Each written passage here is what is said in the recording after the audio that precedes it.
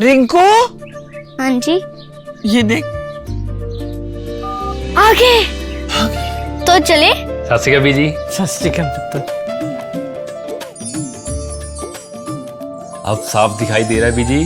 बहुत साफ दिखाई दे रहा है। बीजी इतने टाइम बाद नए चश्मे बनवा ही लिए। किसी अपने ने पैसे भेजे और हर महीने पैसे भेजेंगे। वाह। ਫੋਨਾਂ ਤੇ ਟੂ ਟੂ ਹੋਊਗੀ ਤੁਹਾਡੇ 1 ਤਰੀਕ ਤੋਂ ਬਾਅਦ। ਇਹ ਤੁਹਾਡੇ ਪੈਸੇ ਨੇ, ਇਹਦੇ ਨਾਲ ਕੋਈ ਅਮੀਰ ਨਹੀਂ ਹੋ ਜਾਣਾ ਤੁਸੀਂ। ਮਾਵਾਂ ਭੈਣਾਂ ਨੂੰ ਸਤਿਕਾਰ ਦੇ ਕੇ ਮੈਨੂੰ ਖੁਸ਼ੀ ਮਿਲਦੀ ਹੈ ਇਸ ਗੱਲ ਦੀ। मुख्यमंत्री माँ बेटी सत्कार योजना, आपका अपना भगवंत मान। नमस्कार, मैं नियाज खान और आप देख रहे हैं न्यूज एक्सप्रेस। उत्तर प्रदेश में अगले साल यानी कि 2027 में विधानसभा चुनाव होने वाला है और इस चुनाव को देखते हुए अभी से ही राजनीति शुरू हो गई है। अभी से ही राजनीतिक पैतरे और दांव पेंच शुरू कर दिए गए हैं। अभी हाल ही में अखिलेश यादव का एक बयान सोशल मीडिया पर बहुत ज्यादा वायरल हो रहा है। इस बयान में अखिलेश यादव ये कहते हुए सुने गए कि वो जब चाहें तब साक्षी महाराज समाजवादी पार्टी से जुड़ जाए, यानी कि वो उसमें आ जाए। साक्षी महाराज को तो आप जानते ही हैं।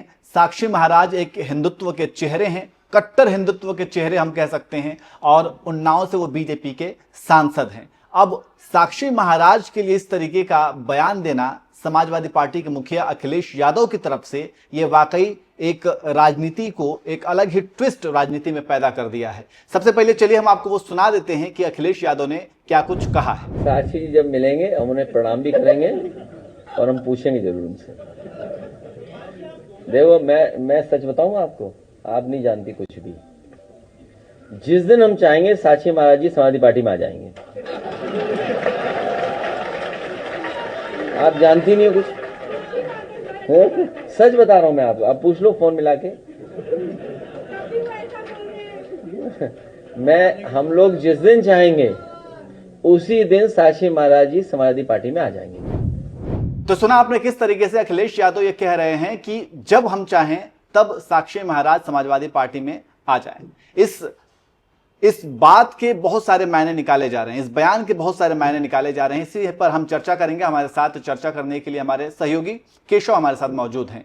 केशव, इस बयान को आप कैसे देखते हैं? देखिए, 2027 से पहले अखिलेश यादव जो अपना पीडीए का फॉर्मूला है उसको धार देने में लगे हुए हैं। लोकसभा चुनाव में बहुत हद तक ये कामयाब भी रहा था, क्योंकि उस समय जिस तरह की बयानबाजी बीजेपी के बड़बोले नेताओं की तरफ से की गई थी कि 400 पार यानी कि संविधान बदलना, तो उसके बाद जो है कुछ एक तबका था जिसने इसको भुनाया भी और ये बताने की कोशिश हुई कि अगर बीजेपी को 400 सीटें आती हैं तो लिटरली संविधान बदल दिया जाएगा। और उसको समाजवादी पार्टी का फायदा मिला और कह सकते हैं कि उसकी सीटें बहुत बढ़ गई। जो समाजवादी पार्टी नेपथ्य में जा रही थी वो फ्रंट फुट पे खेल रही है। उसी जो विश्वास है या उसी कामयाबी का जो नतीजा है कि इस तरीके की बयान जो है अखिलेश यादव दे रहे हैं। उन्नाव से सांसद हैं साक्षी महाराज, वो पार्टी में तो हैं, लेकिन जिस तरीके के उनके स्टैंड आम तौर पे रहे हैं उसको देख के कहा जा सकता है, किसी को भी भ्रम हो सकता है कि ये हमारी तरफ आ सकता है या बीजेपी से नाराज है। लेकिन साक्षी महाराज को जहां तक मैं जानता हूं वो ऐसे बयान देने के लिए मशहूर रहे हैं।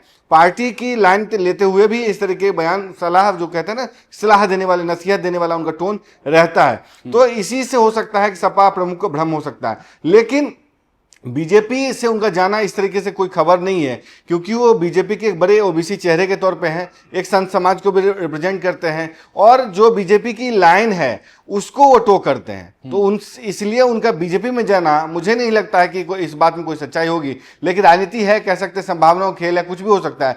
लेकिन जो समाजवादी पार्टी के मुखिया हाल के दिनों में कर रहे हैं उसके कह सकते हैं कि उन्होंने जो रणनीति है अपनी बदली है। मायावती ने जो रणनीति अपनाई थी उस पर भी हम बात करेंगे कि जिस तरीके से सोशल इंजीनियरिंग है सपा का उसको बढ़ाना चाह रहे हैं, क्योंकि आप जानते हैं कि एमवाई समीकरण वो समाजवादी पार्टी का है जो बिहार में राजद का है, यानी मुस्लिम यादव।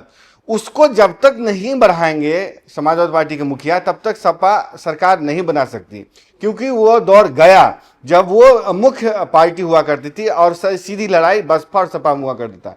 यहाँ तीसरी पार्टी और मजबूत पार्टी के तौर पे बीजेपी आ चुकी है, जिसके पास की खुद का वोट बैंक है। मसलन बीजेपी के पास गैर यादव गैर जाटव वोट है और ये कह सकते हैं कि जो फॉरवर्ड वोट है एक मुश्त उनके पास जाता है। ऐसे में अगर समाजवादी पार्टी के मुखिया अखिलेश यादव चाहते हैं कि फिर से सत्ता हासिल की जाए तो उनको कुछ और वोटों की जरूरत होगी अपार्ट फ्रॉम दी जो MY समीकरण है। इसलिए उन्होंने सबसे पहले पीडीए का नारा दिया ताकि मायावती के जो वोटर एकमुश्त मायावती के साथ जाते हैं उसके भी वोट ट्रांसफर उनके पास हो सके। एक दूसरा, ब्राह्मण चेहरे पे अब वो दांव खेल रहे हैं। ब्राह्मण चेहरे पे दांव इस लिहाज से खेल रहे हैं कि सबसे पहले जब वो कन्नौज से सांसद बने और विरोध के बावजूद वो चले गए लोकसभा, तो उन्होंने अपनी जो नेता प्रतिपक्ष की कुर्सी थी उसको छोड़ दी। कहा तो ये गया कि हो सकता है किसी यादव को दिया जा सकता है, ये भी कहा गया कि अपने भरोसेमंद को दे सकते हैं, शिवपाल यादव को दिया जा सकता है। शिवपाल ने बहुत लॉबिंग भी की थी, लेकिन वो इन सब के बावजूद जो है एक ब्राह्मण चेहरे माता प्रसाद पांडे को उन्होंने ये अपनी कुर्सी दी थी, ये जानते हुए भी कि ब्राह्मण उनका वोट बैंक नहीं रहा है और जो उनका खास तबका है यादव वो नाराज हो सकता है। फिर भी उन्होंने मैसेजिंग के तौर पे ही माता प्रसाद पांडे को, जो कि सपा के बहुत विश्वस्त थे और बहुत वरिष्ठ है, उनको दिया था।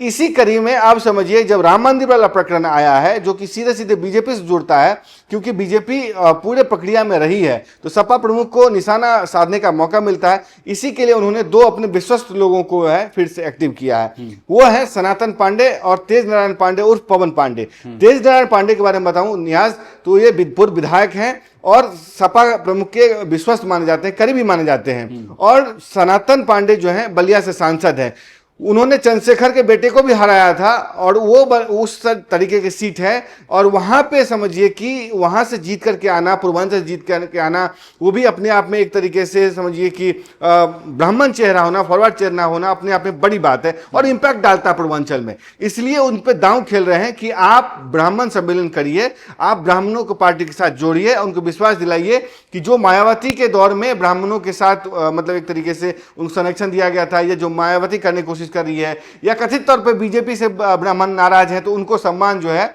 सपा में मिलेगा। और एक कोठरी तैयार करने की कोशिश कर रहे हैं MY समीकरण के साथ साथ ब्राह्मणों के फॉरवर्ड का, जो कि इनकी दोनों के जरिए की जा रही है। तो कुल मिलाकर के ये कह सकते हैं, जैसा कि आपने बताया कि अगर उन्नाव के जो सांसद हैं साक्षी महाराज, उनको लेकर के इस तरीके के बयान अगर दिए गए हैं तो ये एक राजनीति हो सकती है, लेकिन उम्मीद बहुत ही कम है कि साक्षी महाराज जो हैं वो बीजेपी को छोड़ करके समाजवादी पार्टी में आएंगे। देखिए सब न्याज इस तरह के बयान जो होते हैं ना बाज दफा दिए जाते हैं ताकि बयान के लेवल पे ही रहे। बयान के लेवल होता है कि पार्टी में कंफ्यूजन पैदा किया जाए या किसी संभावित जो व्यक्ति होता है सामने वाला उसको डिस्क्रेडिट किया जा सके। उससे क्या होता है कि अगर वहां उसके मन में पार्टी आलाकमान को एक तरीके से शंका पैदा होती है तो वो उसका आइसोलेट होना वो व्यक्ति शुरू हो जाता है। फिर ये भी हो सकता है कि इस तरीके के बयान दिलवाए भी जाते हैं। अगर किसी को लगता है कि अब मैं पार्टी में एक हाशिए पर अब जाने लगा हूं, अब मेरी वो वाली पहले वाली धाक नहीं है, तो फिर किसी विपक्षी पार्टी के नेता से इस तरीके के बयान भी दिलवा दिए जाते हैं कि एक बयान तुम दे दो, फिर से वो हाइप बन जाती है। ये मतलब राजनीति में बीजेपी के मामले में आप नहीं कह सकते।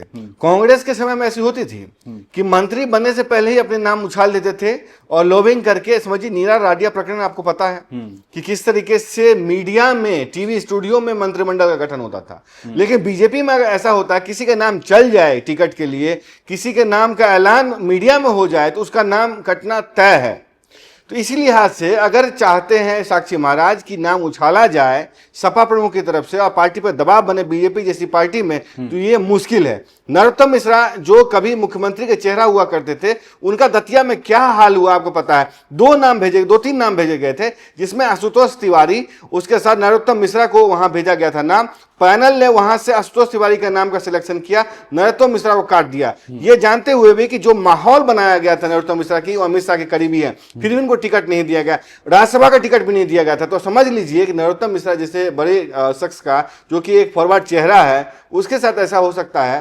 तो साक्षी महाराज क्या सही बात है। तो राजनीति को लेकर के जिस तरीके के कयासबाजी शुरू हो जाती है चुनाव से पहले, शायद वही है जो कि अभी देखने को मिल रहा है। और अखिलेश यादव ने जो दावा किया है साक्षी महाराज को लेकर के, उसको लेकर के आप क्या कहेंगे? आपको क्या लगता है कि क्या वाकई साक्षी महाराज समाजवादी पार्टी में जा सकते हैं? कमेंट करके जरूर बताएं।